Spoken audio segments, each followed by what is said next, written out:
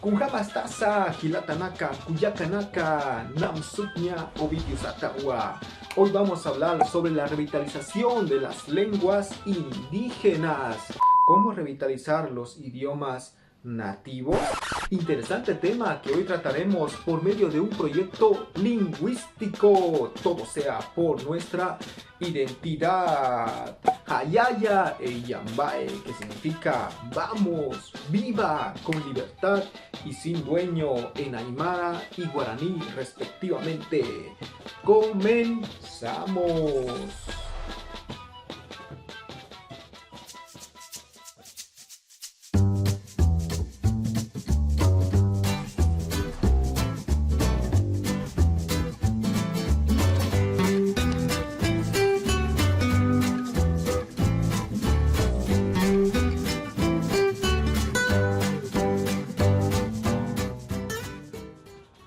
El presente proyecto de revitalización lingüística fue hecha para mostrar nuestra identidad hacia el mundo mundial, porque una sociedad sin identidad es una sociedad sin rumbo.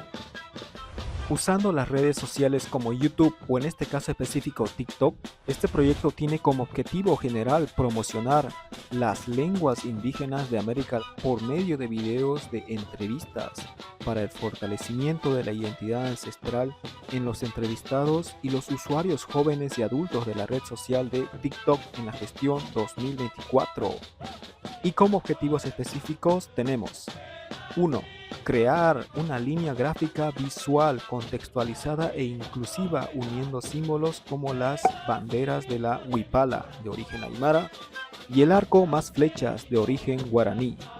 De la misma forma dándole un título llamativo al segmento como el de ADN indígena, ¡viva nuestra identidad ancestral!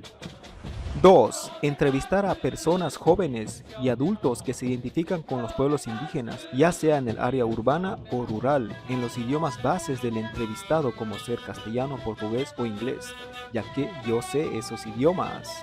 Cabe mencionar también que se usarán por parte del entrevistador frases básicas de las lenguas aymara y guaraní para contextualizar y generar mayor empatía tanto para el entrevistado como los viewers que lo verán.